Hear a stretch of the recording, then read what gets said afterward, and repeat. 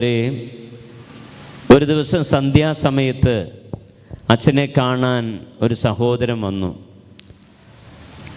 അദ്ദേഹം വന്ന് അച്ഛനോട് ചോദിച്ചു, അച്ഛ കുർബാനയ്ക്ക് എത്രയോ പൈസ? അപ്പം ഞാൻ പറഞ്ഞു, അന്ന് ഒരു കുർബാനയ്ക്ക് 100 രൂപയാണ്, കുർബാന ധർമ്മം അന്ന് 100 രൂപയാണ്.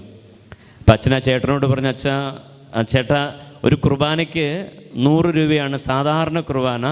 ഇനി ആഘോഷമായ കുർബാന ചൊല്ലണമെങ്കിൽ ചേട്ടന് ഇഷ്ടമുള്ളത് തരാം, 150, 200, 300 ഒക്കെ തരാമെന്ന് പറഞ്ഞു.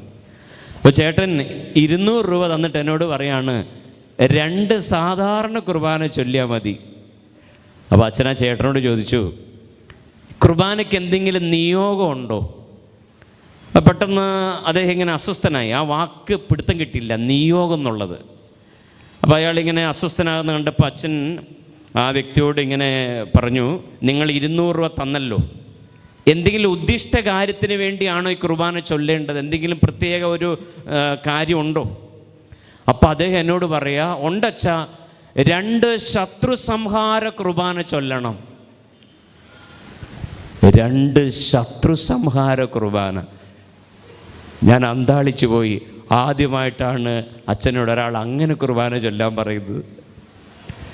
ഞാൻ ചോദിച്ചാൽ എന്താണ് അങ്ങനെ പറഞ്ഞത്? അപ്പം അദ്ദേഹം എന്നോട് പറയാ, അച്ഛാ, എനിക്ക് കുറച്ച് ശത്രുക്കളുണ്ട് അച്ഛാ. എൻ്റെ ആചാരവിധി പ്രകാരം പലതും ചെയ്തിട്ട് അവർ സംഹരിക്കപ്പെട്ടതായിട്ട് കണ്ടിട്ടില്ല. എൻ്റെ വീടിനടുത്തുള്ള റോസാ ചേച്ചി പറയാ, കുർബാനയ്ക്ക് ഭയങ്കര ശക്തിയാണെന്ന്. അച്ഛ, 2 കുർബാന ചൊല്ലി എൻ്റെ ശത്രുക്കളെ ഒന്ന് സംഹരിച്ചു തരാവോ? എനിക്ക് മനസ്സിലായി, ക്രിസ്ത്യാനി അല്ല. അച്ഛൻ പേര് ചോദിച്ചപ്പോൾ വ്യക്തമായി അന്യമതത്തിൽപ്പെട്ട ഒരാളാണ്.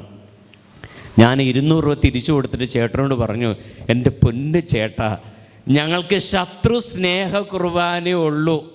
അല്ലേ ലുയ്യ? ശരിയല്ലേ? നമ്മുടെ രീതി അനുസരിച്ച് ശത്രുവിനെ സംഹരിക്കാനാണോ ഈശോ പറഞ്ഞിരിക്കുന്നത്? അല്ലേ? ശത്രുവിൻ്റെ നന്മയാണ് കർത്താവ് ആഗ്രഹിക്കുന്നത്. അല്ലേ?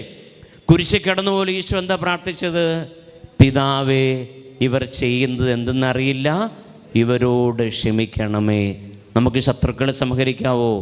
ഇല്ല. സ്നേഹമുള്ളവരെ, അതുകൊണ്ട് നമ്മൾ ഈ കരുണയുടെ ആഴ്ചയാണല്ലേ ഒരുങ്ങിക്കൊണ്ടിരിക്കുകയാണ്. കർത്താവ് നമ്മോട് കരുണ കാണിച്ചതുപോലെ നമ്മൾ മറ്റുള്ളവരോടും കരുണ കാണിക്കണം. ഹല്ലേലൂയ. ഈ നോമ്പ് കാലത്ത് ഈ കുരിശൻ്റെ വഴി ചൊല്ലി പ്രാർത്ഥിച്ച് നമ്മളൊക്കെ അച്ഛനെ വല്ലാതെ സ്പർശിച്ച ഒരു കുരിശൻ്റെ വഴിയിലെ പ്രാർത്ഥന ഇങ്ങനെയാണ്. നമുക്കറിയാവുന്നതാണ്, അച്ഛനും ചൊല്ലാം, നിങ്ങൾ അറിയും, കേൾക്കും, മനസ്സിലാവും. ഇങ്ങനെയാണ്: എന്നെ മറ്റുള്ളവർ തെറ്റിദ്ധരിക്കുമ്പോഴും നിർദ്ദയമായി വിമർശിക്കുമ്പോഴും കുറ്റക്കാരനായി വിധിക്കുമ്പോഴും അതെല്ലാം അങ്ങേപ്പോലെ സമചിത്തനായി സഹിക്കുവാൻ എന്നെ അനുഗ്രഹിക്കണമേ. അവരുടെ ഉദ്ദേശത്തെപ്പറ്റി ചിന്തിക്കാതെ അവർക്ക് വേണ്ടി ആത്മാർത്ഥമായി പ്രാർത്ഥിക്കാൻ എന്നെ സഹായിക്കണമേ. എന്തൊരു ആഴമുള്ള പ്രാർത്ഥനയാണെന്നറിയാമോ അല്ലേ? നമ്മളെ തെറ്റിദ്ധരിക്കുമ്പോഴും കുറ്റപ്പെടുത്തുമ്പോഴും നിർദ്ദയമായി വിമർശിക്കുമ്പോഴെല്ലാം അവരുടെ ഉദ്ദേശത്തെപ്പറ്റി ചിന്തിക്കാതെ അവർക്ക് വേണ്ടി പ്രാർത്ഥിക്കാൻ കഴിയുമോ? അവരുടെ ഉദ്ദേശം എന്തായിക്കൊള്ളട്ടെ, നമ്മളെ നശിപ്പിക്കാനാകാം, തകർക്കാനാകാം, അവരെന്തും ചെയ്തോട്ടെ.